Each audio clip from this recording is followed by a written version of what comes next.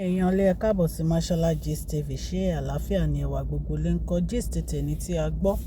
Wọ́n ní kábíyèsí, wọ́n ní wọ́n seize international passport Queen Naomi. Wọ́n nítorí agent tí Queen Naomi pè wípé àwọn fẹ́ lọ sí US, wípé ó mú gbogbo àwọn dọ́kúmẹ́ǹtì wọn ó wà lọ́wọ́ ẹ̀. Wọ́n ní àwọn fẹ́ lọ rest nítorí ọ̀rọ̀ kábíyèsí. Wọ́n ní bí gbogbo àwọn obìnrin ilé Ifẹ̀ ṣe ń pè wọ́n ní oríṣiríṣi àwọn èèyàn ń pè wọ́n láti bá wọn sọ̀rọ̀.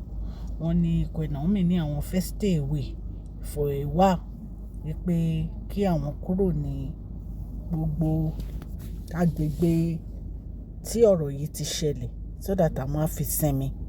Wọ́n ní bí kábíyèsí ṣe gbọ́, wọ́n nítorí agent yẹn pé kábíyèsí, wọ́n ní bí kábíyèsí ṣe sọ fún nìyẹn kó kó gbogbo dọ́kúmẹ́ǹtì wọn kó wá, wípé àwọn níìdì àwọn dọ́kúmẹ́ǹtì yẹn. Wọ́n ní bí kábíyèsí ṣe gba àwọn dọ́kúmẹ́ǹtì yẹn nìyẹn. Wọ́n ní ìgbà tí Queen Naomi gbọ́, bí a ṣe gbọ́ allegedly o, wọ́n ní Queen Naomi pé kábíyèsí, Queen Naomi dẹ̀ sọ̀rọ̀ wípé kí ló dé tí kábíyèsí fi máa gba dọ́kúmẹ́ǹtì àwọn, wípé so àwọn ni wọ́n lẹ́tọ̀ọ́ láti máa fún àwọn èèyàn lóyún nínú palace wọn, kán máa go about pẹ̀lú gbogbo àwọn obìnrin. Wọ́n ní ọ̀rọ̀ tí Queen Naomi sọ sí wọn, wọ́n ní wọ́n sọ sí wọn rí. Wọ́n ló bá kábíyèsí lójijì pé Queen Naomi lè sọ̀rọ̀ ẹ̀. Wípé báwo ni wọ́n ṣe máa ṣe irú nǹkan báyẹn, wípé wọ́n gba passport lọ́wọ́ agent, wípé ṣé àwọn ò ní right láti mú ọmọ àwọn lọ síbi tó bá wù àwọn ni. Wípé kábíyèsí máa treat àwọn. Wípé báwo ni kábíyèsí á ṣe jókòó sínú palace tí wọ́n máa ṣe nǹkan tó wù wọ́n nínú palace, tó jẹ́ pé nǹkan táwọn bá ṣe kábíyèsí á máa ní pé no, àwọn ò lè ṣe. Wípé no, this is too much. Wọ́n ní ọ̀rọ̀ tí Queen Naomi sọ sí kábíyèsí, wọ́n ní Queen Naomi ò sọrú ẹ̀ sí wọn, pé wọ́n sọrú ọ̀rọ̀ báyẹn rí sí wọn. Wípé kábíyèsí ń fún gbogbo àwọn obìnrin lóyún nínú palace. Wọ́n á máa ní pé àwọn ò gbọdọ̀ travel, àwọn ò gbọdọ̀ mọ́mọ́ àwọn lọ sí anywhere tó bá wù àwọn. Ẹ̀yin èèyàn lé, no be small thing o. Wọ́n ní agent yẹn kó gbogbo àwọn dọ́kúmẹ́ǹtì yẹn lọ fún kábíyèsí. Queen Naomi tún lọ ń ṣe travel document míì láti lọ sí US. Wípé wọ́n tún sọ fáwọn wọ́n fẹ́ mú ọmọ àwọn lọ sí US lẹ́yìn àwọn, wípé kò lè ṣẹlẹ̀. Wọ́n ní Queen Naomi ní tí àwọn bá wá sí palace yẹn, tí kábíyèsí ò bá kó àwọn dọ́kúmẹ́ǹtì àwọn fáwọn, wípé nǹkan tí ó máa ṣẹlẹ̀ kábíyèsí ò ní like ẹ̀. Nǹkan tí a gbọ́ nìyẹn, ẹ̀yin èèyàn lé. Ẹ̀yin náà mọ̀ wípé gbogbo àwọn ọ̀rọ̀ yìí tó ń ṣẹlẹ̀ ó dá lórí ọmọ èyí tí àǹtí wa bí. Naomi ní kábíyèsí wọ́n sọ fún àwọn ní ìgbà tí àǹtí wa gbé oyún yìí, pé kábíyèsí fi pamọ́ fáwọn. Wọ́n ní ìgbà tí Queen Naomi ti kúrò ní palace, wọ́n ní òkùnkùn, wọ́n ní bírímù, wọ́n ní ṣe ló bo inú palace o. Wọ́n ní in fact gan, wọ́n ní gbogbo àwọn animal tí wọ́n kó sí inú palace. Ẹ mọ̀ pé nínú palace ó ní oríṣiríṣi animal tó wà ńbẹ̀, tó yẹ pé àwọn èèyàn wa máa ń kó wá bí ìṣákọ́lẹ̀ tó máa ń kó wá fún kábíyèsí láti ìgbèríko dé ìgbèríko. Ẹ mọ̀ pé ọba monarch king ni wọ́n. So gbogbo àwọn baálẹ̀, àwọn ọba míì wọ́n wá máa ń fún wọn ní ìṣákọ́lẹ̀. Ayé kọ̀ ti lajú ni, tó jẹ́ pé gbogbo àwọn nǹkan báyẹn à kí ń rí mọ́. Event tẹ́lẹ̀ tó yẹ pé big event ni wọ́n máa fi ń ṣe, ṣùgbọ́n nísìnyí ayé ti lajú. So gbogbo àwọn adìyẹ, ẹran, cow, gbogbo ẹ̀ tó wà nípa, wọ́n ní gbogbo ẹ̀ bẹ̀rẹ̀ sí kú ni o. Bí a ṣe gbọ́ allegedly ni, wọ́n ní ṣe ni gbogbo ẹ̀ bẹ̀rẹ̀ sí kú. Wọ́n nígbà tí gbogbo ẹ̀ dẹ̀ bẹ̀rẹ̀ sí kú, wọ́n ní ìyá onífá sọ fún kábíyèsí pé kí kábíyèsí lọ ṣe nǹkan tó yẹ kán ṣe. Wípé torí bí kábíyèsí ṣe gbé ìgbésẹ̀ láti mú Queen Naomi kúrò nínú palace yẹn, wípé oríṣiríṣi nǹkan ló máa ṣẹlẹ̀. Wípé kábíyèsí ò dẹ̀ ní nífẹ̀ẹ́. Jẹ́ kí n kí ẹ̀yin èèyàn mi ní ilé lóko àti ní ẹ̀yìn òde wípé ẹ káàbọ̀ sí Mashola Gist TV. Mashola Gist TV ń kí yín. Mashola Gist TV ń kí yín.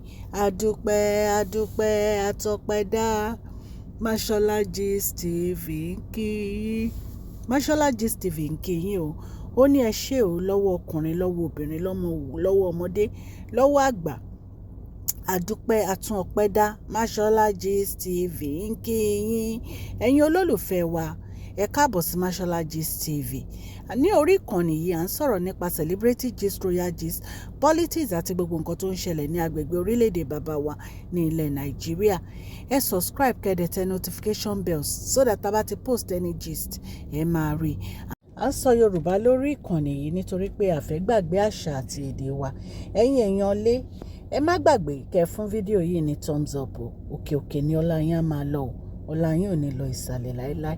Bí a ṣe gbọ́ òwe ẹ̀yin ará lé, wọ́n ní ṣe ni bàbá wa, wọ́n ní ṣe ni wọ́n mú passport Queen Naomi tó gbà lọ́wọ́ agent wípé kò gbúdọ̀ wọ́n sí ìsẹ̀. Wọ́n ní ìgbà tí Queen Naomi dẹ́gbọ́, wọ́n ní ṣe ni inú bí wọn. Náà ni wọn ò ní right láti gba travel document àwọn lọ́wọ́ agent. Ẹ̀yin èèyàn lé, gist tá a tún gbọ́, wọ́n ní ìyá onífá ó ní pé àfi kí kábíyèsí lọ ṣe ẹ̀tọ́ tó yẹ kán ṣe.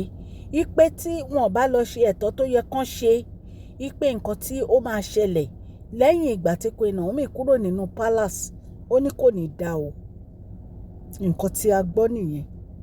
Bẹ́ẹ̀ náà ni a tún gbọ́ pé àwọn yèyé mẹ́ta wọ́n ní àfi kí àǹtí wa kó apologize o.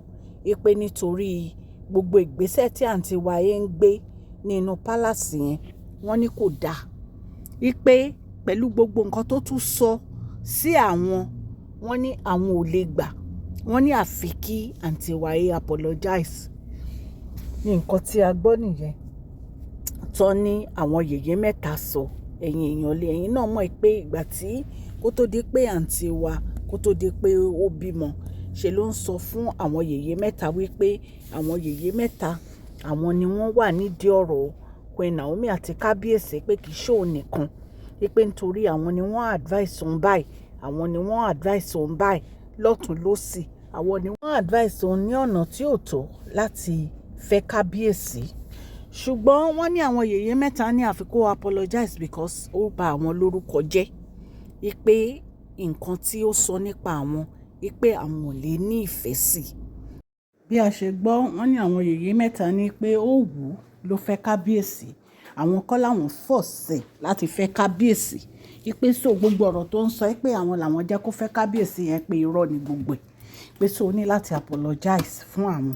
Then pẹ̀lú gbogbo nǹkan tó ń ṣe nínú palace yẹn tó jẹ́ pé kò bójú mu. Ẹ̀yin èèyàn lé, nǹkan tá a gbọ́ allegedly nìyẹn. Wọ́n ní ìyá onífá Queen Naomi bínú jáde kúrò nínú palace. Pé àfi kí kábíyèsí lọ ṣe nǹkan tó yẹ kán ṣe, kán lọ bẹ Queen Naomi. Pé tí wọ́n bá bẹ Queen Naomi, pé nǹkan tó bá ṣẹlẹ̀ kò ní dá. Wọ́n ní ìyá onífá lòun ò ní padà wá sínú palace àbí tí kábíyèsí bá gbé ìgbésẹ̀ tó yẹ kán gbé. Nǹkan tá a gbọ́ nìyẹn, ẹ̀yin ará ilé, tó ń ṣẹlẹ̀ nínú palace wa bàbá wa Erin Ńlá. Tá bá tún gbọ́ update lórí gbogbo ọ̀rọ̀ yìí, a máa mú wá fún yín. Mo dúpẹ́ lọ́wọ́ gbogbo etí tó ń gbọ́ mi o, ní ilé lóko àti lẹ́yìn òde. Ọlọ́run aláàánú á ṣàánú fún gbogbo yín o. Gbogbo nǹkan tẹ́ bá dáwọ́lé á máa yọrí sí rere o. Ìdùnnú Ọlọ́run ní fi yín sílẹ̀. Please share this video, like and subscribe. God bless you all. Má gbàgbé kẹ́ fún fídíò yìí ní thumbs up o. Mashola Gist TV, love you all.